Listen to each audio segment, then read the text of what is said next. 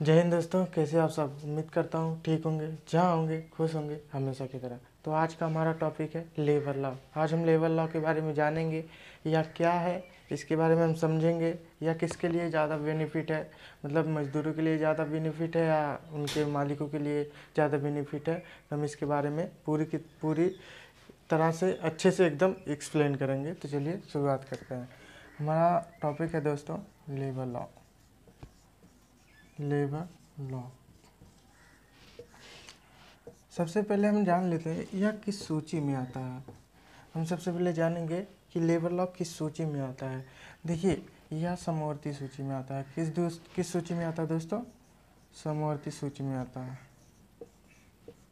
समवर्ती सूची में आता है। देखिए, समवर्ती सूची में आता है, इसका मतलब होता है ना दोस्तों, देखो इसमें राज्य सरकार भी संशोधन कर सकती है, राज्य सरकार भी, और यहाँ पे और सेंट्रल गवर्नमेंट भी सरकार संशोधन कर सकती है। सेंट्रल गवर्नमेंट भी संशोधन कर सकती है। तो दोस्तों, इसमें समवर्ती सूची में याद रखिएगा, क्योंकि ये बहुत बार पूछता है लेबर लॉ किस सूची में आता है, इसको याद रखिएगा। और हम जान लेते हैं कि इस मतलब ये लॉ कब बना था, इसका निर्माण कब हुआ था। देखिए 2005 में 3 लॉ को मिलाकर एक लॉ बना था, इसी को लेबर लॉ कहते हैं। 2005 में 3 लॉ को मिलाकर एक लॉ बना था, इसी को लेबर लॉ कहते हैं। हम आपको बताते हैं दोस्तों कि वह कौन कौन से लॉ मिलाकर ये बना था लेबर लॉ। तो देखिए नंबर एक पे है ट्रेड यूनियन, ट्रेड 1919 में दोस्तों, याद रखिएगा ट्रेड 1919। और डिस्प्यूट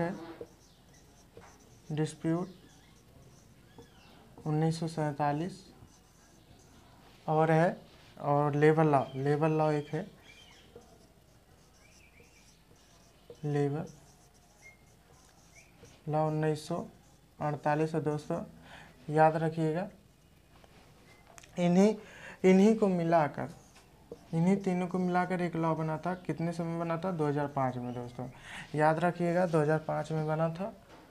यह जानते हो दोस्तों, यह कानून ज़्यादा अगर आपको कभी कोई पूछ लिया सबसे कठिन श्रम कानून किस देश में है, तो आप एकदम बिंदास बोल दीजिएगा हमको लगता है सबसे कठिन कानून तो इंडिया में है।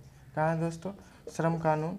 जैसे ये कंपनी के लिए, ये तो जो कानून बनाया गया है ना, मजदूरों को देखकर बनाया गया है। जो पहले जब ये कानून नहीं बना था तो कंपनियां क्या करते थे, और जो मजदूरों को ना अपनी मनमानी से वेतन देते थे, अपनी मनमानी से वहाँ पे मतलब रखते थे। तो इन्हें समझ लीजिए बहुत अत्याचार हो रहा था कंपनी मतलब मजदूरों के ऊपर। लेकिन फिर यह कानून बनाया गया 2005 में 3 लॉ को मिलाकर। तो यह कानून की वजह से समझ लीजिए मजदूरों को बहुत फ़ायदा हुआ। अभी हम आगे बताएंगे कौन कौन से फ़ायदे हुए, कौन कौन से नहीं हुए। हम आगे आपको वीडियो में बताते हैं दोस्तों, वीडियो में बने रहिएगा। देखिए यह कंपनी ना हमको लगता है ना कि भारत में यही कानून की वजह से कंपनियां कम है। क्योंकि देखिए कंपनी को क्या चाहिए, कंपनी को चाहिए कि कंपनी को चाहिए कम पैसों में मजदूर मिल जाए, और ज़्यादा से ज़्यादा हमारे कंपनी में काम हो और उनको बेनिफिट हो। देखिए कंपनी हमेशा अपनी भलाई चाहती है, दूसरों को भलाई नहीं चाहती है। तो इसलिए ये सब कानून बनाए गए। मजदूरों को समझ लीजिए एक हिसाब से मजदूरों का बहुत ही ज़्यादा शोषण हो रहा था। तो हम आपको पहले 4 कानून बताएंगे, पुराने कानून थे। और ये जो 4 कानून है ना, इसमें कभी संशोधन नहीं हो सकता, दोस्तों। क्यों नहीं हो सकता? अभी हम आगे बताते हैं आपको। कभी नहीं हो सकता, क्योंकि ये कानून मजदूरों के लिए अनिवार्य है। अभी हाल ही में अभी उत्तर प्रदेश ने संशोधन किया है कुछ श्रम कानून में। अभी हम आपको बताए थे ना, यह समवर्ती सूची में आता है। समवर्ती सूची में आता है। किस सूची में आता है दोस्तों? समवर्ती सूची में। समवर्ती सूची में आने का मतलब हम आपको बताए थे, इसमें राज्य सरकार भी संशोधन कर सकती है और सेंट्रल गवर्नमेंट भी संशोधन कर सकती है। तो यहाँ इसमें उत्तर राज्य सरकार में यूपी ने संशोधन कर दिया है। अभी आगे हम बताएंगे उन्होंने कौन सा संशोधन किया है, अभी आपको आगे हम वीडियो में बताते हैं। अभी वीडियो तो दोस्तों देखिए, जो ये कानून है ना भारत में इसलिए कम है क्योंकि ये कानून की वजह से कंपनियों को बहुत घाटा लगता था। अभी हम आपको बताएंगे, आपको एकदम समझ में आ जाएगा क्यों ये कानून इतना मतलब कंपनियों के लिए टफ है। तो देखिए, फॉलो नहीं करना चाहते हैं कानून कंपनियां, और इसी वजह से भारत में बहुत कंपनियां भी कम है। देखिए, सबसे ज़्यादा ना चाइना में कंपनी है, चाइना में सारी कंपनियां चली गई थी, बहुत कंपनियां। क्यों? क्योंकि यहाँ ना चाइना में ससुरा कोई श्रम कानून है हमको नहीं लगता है, कोई नहीं लगता। क्योंकि जानते हैं वहाँ जो मजदूर होते हैं उनको अगर कोई भी काम सही से नहीं करेंगे तो उनको क्या करेगा, उनको वहाँ से निकाल देगा। वहाँ से उनकी कंपनी जो भी हो, सुपरवाइज़र जो भी होगा, उनको निकाल के उनके दर पे बोलेगा दूसरे मजदूर को ला के रख देगा। हाँ, अधिकतर वहाँ जनसंख्या भी है, मजदूरों का कमी भी नहीं है। सरकार क्या करेगा, दूसरे को ला के रख देगा वहाँ पर। तो दोस्तों बस यही कारण है, वहाँ पे मजदूर की भी कमी नहीं है और वहाँ मजदूरों के लिए कोई भी कानून भी नहीं है। ऐसा नहीं है कि नहीं है, लेकिन जो ऐसा है कानून पर किसी देश में नहीं हमको लगता है कानून। तो सबसे पहले हम आपको बताएंगे कि 4 कानून कौन से हैं पुराने। नंबर 1 पे देखिए बधुआ कानून है, पहले था ये बधुआ। देखिए इसमें क्या होता था ना दोस्तों, ये बधुआ जो कानून होते हैं ना, अगर कोई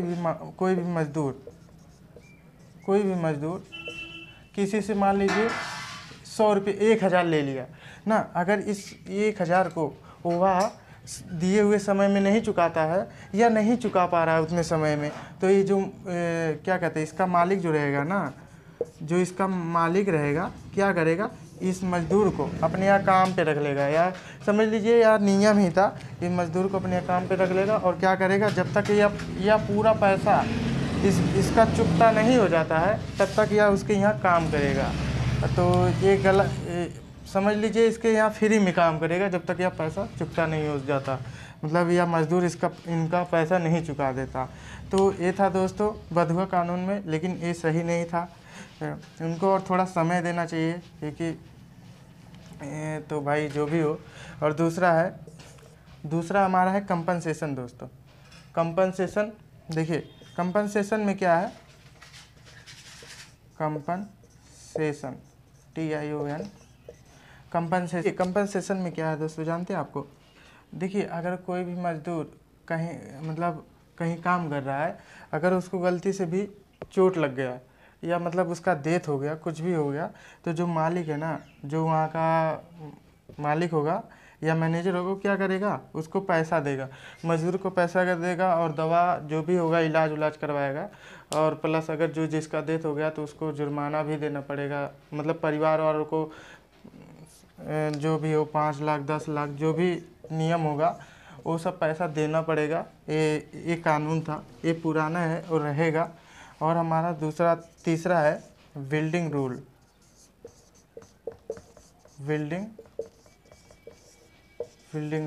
जैसे ना इसमें क्या है दोस्तों, अभी हम आपको बताते हैं, एक बार पूरी तरह से इसको मिटा देते हैं आपको।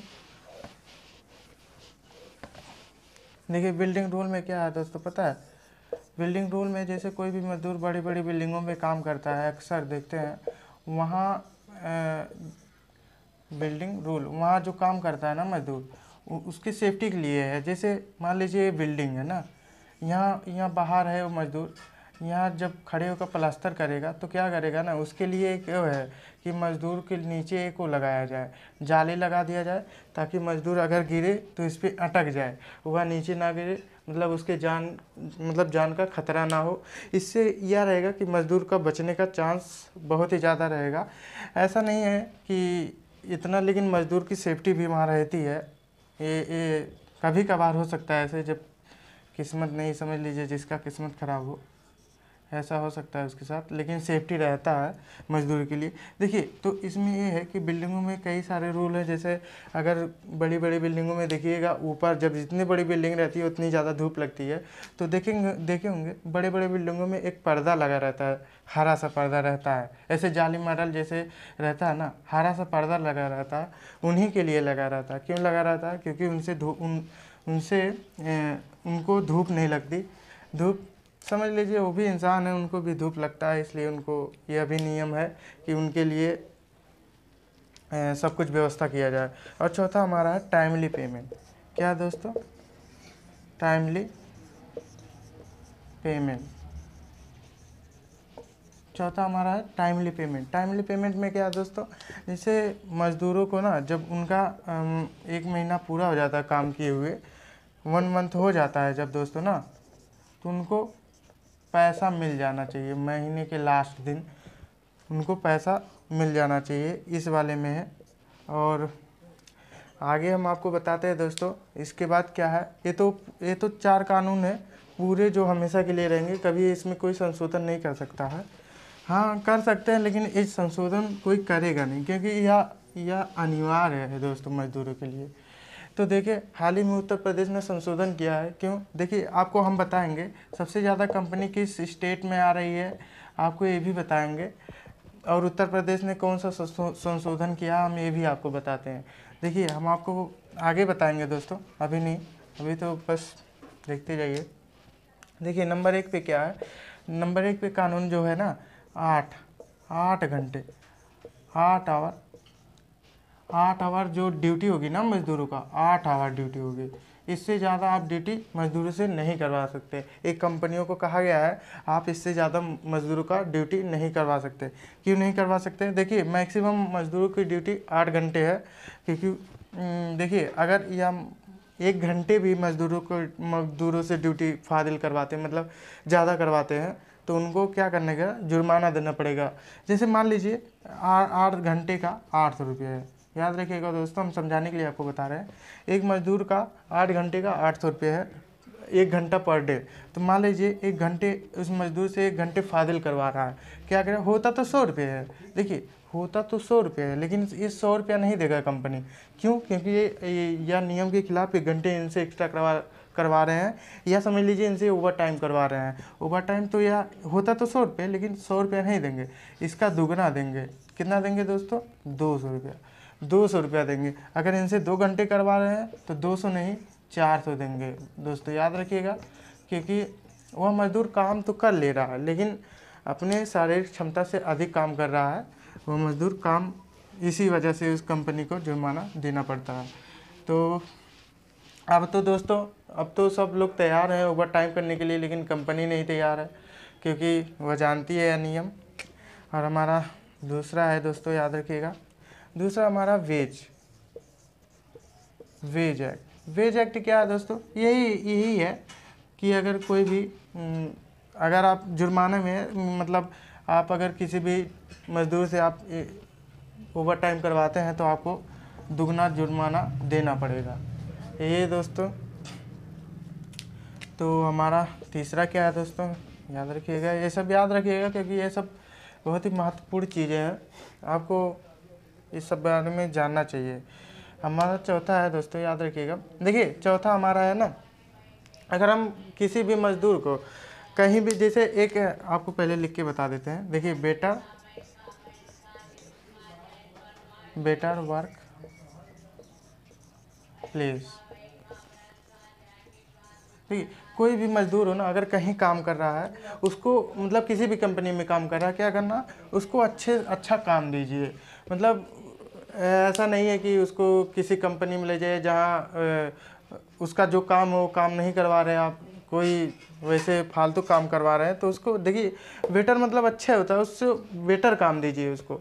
ऐसा वैसा काम मत दीजिए जिससे वो मजदूर करे तो, लेकिन उसको समझ में ना आए। तो इसका मतलब यही होता है कि मजदूर को बेटर अच्छे से अच्छा काम दिया जाए, जिससे उसको भी ठीक लगे। और चौथा हमारा है, देखिए चौथा हमारा है वर्क डिस्प्यूट। क्या है दोस्तों? Work dispute. ये वर्क डिस्प्यूट है क्या, देखिए जैसे कोई भी मजदूर होता है ना, उसको जिस काम के लिए ले जा रहे हैं वो काम नहीं करवा के दूसरा काम करवाते हैं। मान लीजिए अभी हम कोई भी मतलब मान लीजिए कोई भी मजदूर को ले जा रहे हैं ईंटा ढुलवाने के लिए, मान लीजिए ले जा रहे हैं, इसके बाद क्या करेंगे, उसको मसाले बनवाने लगेंगे अरे वही जो बनता है घर और बनाने में, मसाले बनवाने लगते हैं। तो मान लीजिए जिसका जो काम है वही काम दीजिए। वर्क डिस्प्यूट मतलब यही होता है दोस्तों, तो याद रखिएगा इसको। और हमारा चौथा है, पांचवा है, देखिए पांचवा हमारा है ना, इसमें भी वही है, टाइमली पेमेंट। इनको टाइम से पेमेंट दिया जाए, टाइमली पेमेंट है। और इसको मिटाना पड़ेगा दोस्तों। और एक हमारा है वो मेटर्निटी, मतलब क्या होता है, विधवा जो महिला, मतलब विधवा कह रहे हैं, जो मतलब गर्भवती महिला होती हैं, मेटर्निटी आपको हम बताते हैं लिख के। देखिए जो गर्भवती महिला होती हैं उनको क्या करना है, कंपनी में जो भी गर्भवती महिला काम करती हैं कंपनी में, उनको क्या करना है, जब भी उनका डिलीवरी टाइम है, मतलब जितने दिन की भी छुट्टी चाहिए उनको, जितने समय में इन सबको मतलब छुट्टी भी चाहिए, एक हिसाब से जितना उनका जितने समय में मतलब जितना छुट्टी चाहिए उनको, 1 हफ्ते 2 हफ्ते 3 हफ्ते जितना भी समय चाहिए उनको कंपनी देगा और उनके वेतन से पैसा नहीं काटेगा। इसमें यह कहा गया है वर्क डिस्प्यूट में। देखिए मेटर्निटी में इतना कहा गया है। देखिए मान लीजिए कोई भी महिला है, गर्भवती है, उसको अगर छुट्टी चाहिए, बहुत से कंपनियों में देखेंगे अगर वो छुट्टी लेती हैं, प्राइवेट रहती हैं, तो छुट्टी लेती हैं तो उनका वेतन काट लिया जाता है। वेतन में से मतलब जितने दिन नहीं काम करेंगे उतने दिन का पैसा काट लिया जाता है, लेकिन यह नियम के अनुसार उनका पैसा नहीं काटा जाएगा। क्यों? क्योंकि वो प्रॉब्लम में है, मतलब उसको समझ लीजिए वही सब है, तो उनका पैसा नहीं काटा जाएगा। इसमें ये है दोस्तों। और क्या है सबसे इम्पोर्टेंट, क्या है दोस्तों, हम आपको बताते हैं। देखिए सबसे ज़्यादा इम्पोर्टेंट है, देखिए मजदूरों का इसमें दोनों तरफ से शोषण हो रहा है। हम आपको बताते हैं किस प्रकार से शोषण हो रहा है, हम इस वीडियो में आपको बताते हैं। देखिए हो रहा था, अभी तो इस कानून के तहत नहीं होता है, हम आपको बताते हैं क्या है। कॉन्ट्रैक्ट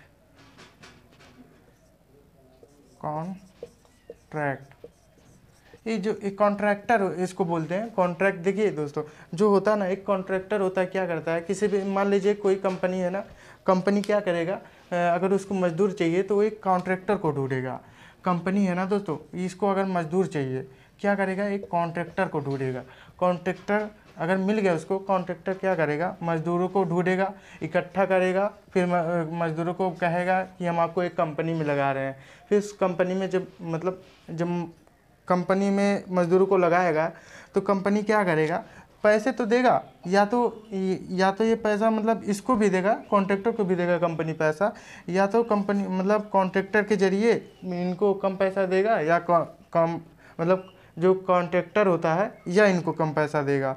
तो जो कम पैसा देगा ना, इसमें से आधा इसको चला जाता है और आधा कंपनी, तो समझ लीजिए इसमें कंपनी का ही फायदा रहता है। एक हिसाब से कह नहीं रहे आपको, जो मजदूर होते हैं ना, इनका दोनों तरफ से शोषण हो रहा था। देखिए कंपनी यही चाहती है हमारे कंपनी में काम ज़्यादा से ज़्यादा हो और बेनिफिट उनको ज़्यादा हो, और तो कॉन्ट्रैक्टर के जरिए कंपनी का फ़ायदा भी होता है। एक हिसाब से देखो कंपनी को ये नहीं सोचना पड़ता कि मजदूर कभी हड़ताल करेंगे, कभी वो करेंगे, क्योंकि देखिए ये जो मजदूर आते हैं ना, जो कंपनी में अगर कंपनी डायरेक्ट कॉन्ट्रैक्टर से बात करके मजदूर रखती है तो क्या करेगा, ये कोई भी मजदूर अपना वो नहीं कर सकते, धरना प्रदर्शन नहीं कर सकते कि हमारा वेतन बढ़िए या हमारा समय से वेतन दीजिए। एक कॉन्ट्रैक्टर होता है, कभी कभी मजदूरों का पैसा भी बहुत ज़्यादा काट लेता है, कम देता है। मजदूर क्या कर सकते हैं, कोई नियम ही नहीं था, लेकिन अब नियम है। देखिए तो क्या होता था, जब एक कॉन्ट्रैक्टर मजदूरों को इकट्ठा करके कंपनी में डालता था, तो ये जो कंपनी थी ना, कॉन्ट्रैक्टर को क्या करेगा, पैसे देगा या खुद ही देगा मजदूरों को। तो जो कॉन्ट्रैक्टर होगा ना, इस मान लीजिए 100 रुपये में अगर 9 मजदूर हैं उनको 10-10 रुपया मिलता है ना, तो ये जो 10 रुपया बच रहा है 100 रुपया देगा कंपनी इनको, 100 रुपया कॉन्ट्रैक्टर को देगा कंपनी, और जो 9 लोग हैं क्या करेगा, इनको 9-9 रुपया देगा। तो 9-9 रुपया देगा जब कंपनी, तो समझ लीजिए ये कॉन्ट्रैक्टर भी इसमें से ले रहा है और इसका फ़ायदा तो हो रहा है। अभी मान लीजिए अगर कंपनी डायरेक्ट मजदूर ढूंढती, तो वो मजदूर ढूंढती, मान लीजिए 11 रुपया मजदूर मांगते, आप सोचिए इसमें से 2 रुपया कम हो रहा है, 2 रुपया कम हो रहा है, 1 रुपया तो ये ले रहा है, 1 रुपया बचा ले रहा है कंपनी। आप समझ रहे हैं ना दोस्तों। तो एक हिसाब से दोनों ओर से कंपनियों का मतलब मजदूरों का शोषण हो रहा था। 1-1 रुपया बचाने से बहुत रुपये होते हैं दोस्तों, वो भी कंपनी में। 1 रुपये तो हम आपको समझाने के लिए बता रहे हैं, 1 रुपये वहाँ 1000 के बराबर हो सकते हैं, 1 रुपये 2000 के बराबर हो सकते हैं। आप सोचिए एक महीने में 1000 2000, अगर मजदूरों को मान लीजिए 500 रुपये कम दे रहे हैं तो उनको बहुत कम होता है। इसलिए इस पहले था लेकिन अब नहीं है ऐसा, अब हमारा 8वां है। देखिए 8वें में क्या है, 8वें में सबसे ये भी महत्वपूर्ण है दोस्तों। मान लीजिए कोई भी मजदूर को अगर सरकार मतलब कंपनी निकालना चाहती है, कोई भी मजदूर को मान लीजिए कंपनी से बाहर निकालना चाहती है, कि कंपनी से मतलब देखिए कंपनी कब मजदूर को बाहर निकालती है, एक तो या घाटे में चल रही हो, या तो उसके पास वेतन देने के लिए पैसा नहीं हो, या मजदूर ज़्यादा हो गए हो, तो कंपनी क्या करेगी, जो मजदूरों को कम करने के लिए डायरेक्ट तो निकाल नहीं सकती।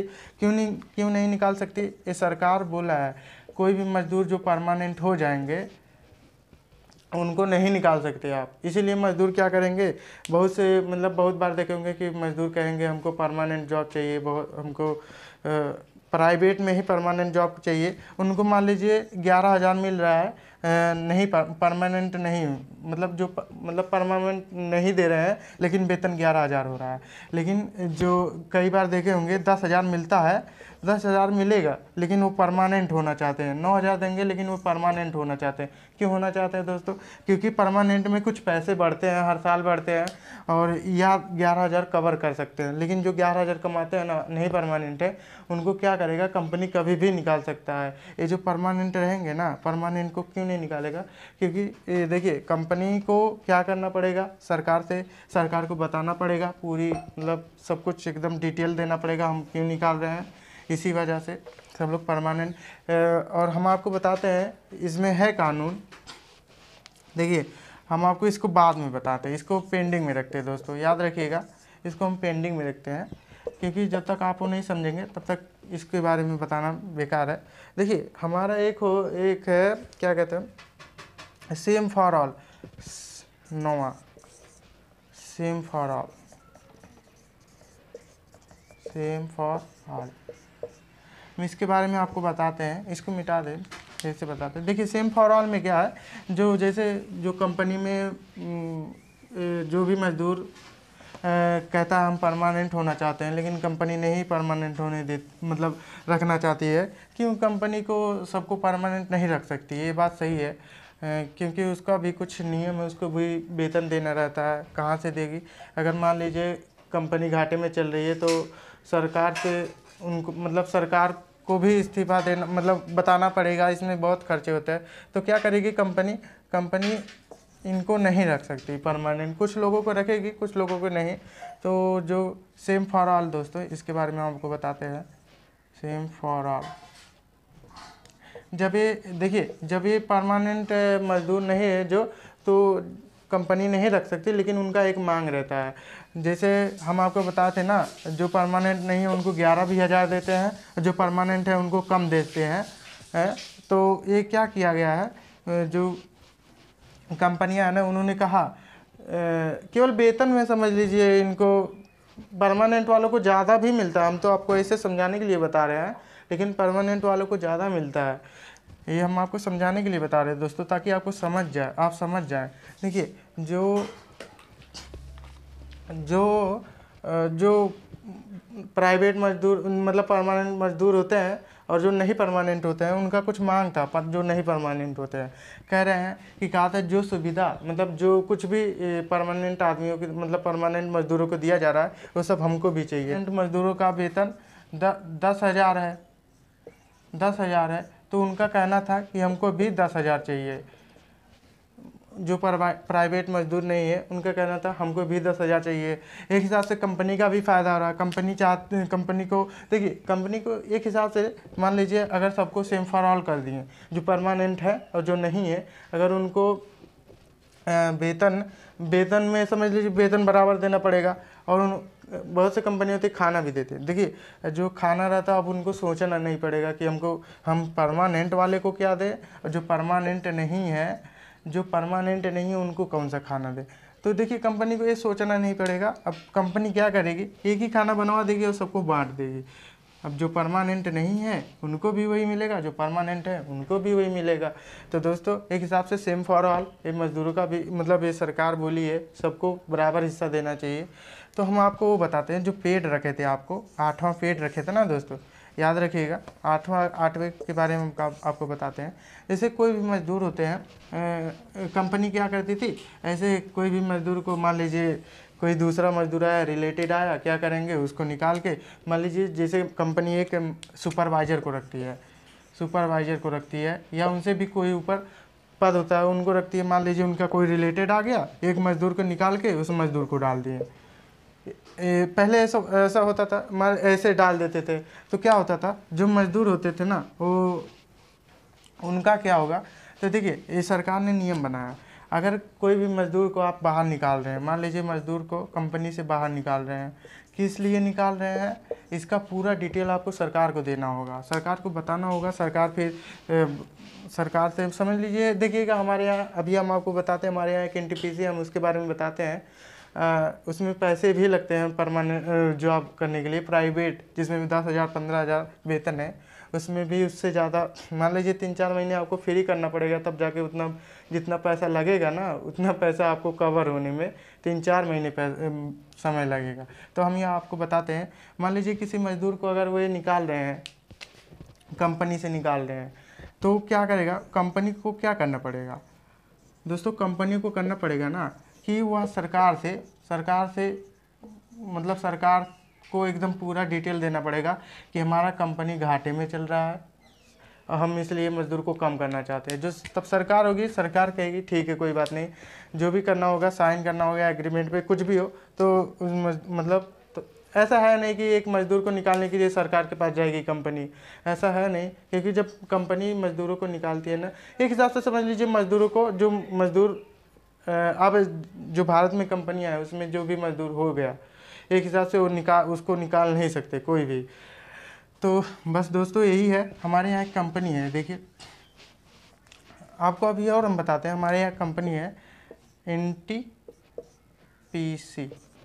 कोई भी जॉब करेगा, मान लीजिए प्राइवेट जॉब के लिए अप्लाई कर रहा है, क्या कर रहे हैं, एक दलाल होता है यहाँ, मतलब जैसे ओपनली नहीं होता है लेकिन एक होता है। क्या करेंगे, जैसे बहुत से लोग होते हैं, इस दलाल से बात करेंगे, दलाल क्या करेगा, 50,000 मांगेगा, बोलेगा हमको दो, हम आपको 2 महीने या तुरंत आपको जॉब दे देंगे। और वेतन कितना देगा, 15,000 देगा, जिसमें से 2,000 या 1,500 PF कटता है, वो तो हमारा ही रहता है। लेकिन इतना मतलब 15,000 वेतन के लिए आपको 50,000 देना पड़ेगा। क्यों देना पड़ता है, क्योंकि मज़दूर जानता है हम अगर ज्वाइन हो जाएंगे, हम 3-4 महीने में तो अपना ये 50,000 है जो हम कवर कर लेंगे 3-4 महीने में। इसके बाद जो हमारा वेतन आएगा हमको 15,000 रुपये मिलेगा। और ये कंपनी फिर जैसे बहुत से मजदूर होते हैं जो जाते हैं, क्या करेंगे, कहेंगे सर आप हमसे 20,000 या 15,000 ले लीजिए, हम जब जॉब करने लगेंगे तो आपको 10,000 करके चुका देंगे, या आप पूरा काट लीजिएगा 2-3 महीने हमारा वेतन। तो क्या कहे दलाल क्या कहेगा, दलाल जानता है कि अगर आप ज्वाइन हो जाएंगे तो हम आपको निकाल नहीं सकते, अगर आप हमारा पैसा नहीं दिए हम एग्रीमेंट भी नहीं करवा सकते कि आप हमारा पैसा देंगे, हमने आपको 50,000 आपने हमको दिया तभी हम आपको ज्वाइन किए। ऐसा कुछ नहीं है, कोई नियम नहीं है सरकार की तरफ से कि आप इस पे एग्रीमेंट करवा लीजिए। सर दलाल जानता है, इसीलिए क्या करेगा, दलाल कहेगा हम आपसे 20,000 अभी ले रहे हैं और 30,000 जब आपका ज्वाइन हो जाएगा, जब आप ज्वाइन हो जाएंगे तब आपको हमको देना पड़ेगा। तो क्या बहुत से लोग हैं हमारे यहाँ ज्वाइन करते हैं, बहुत से लोग हैं जो पैसे इससे भी ज़्यादा देखिए 20-30,000 सुपरवाइज़र तक लोग भी अप्लाई कर देते हैं 1-1 लाख रुपए देकर। तो हम आपको और बताते हैं, यहाँ समझ लीजिए डिग्री का कोई मायने नहीं है दोस्तों, आप पैसा ही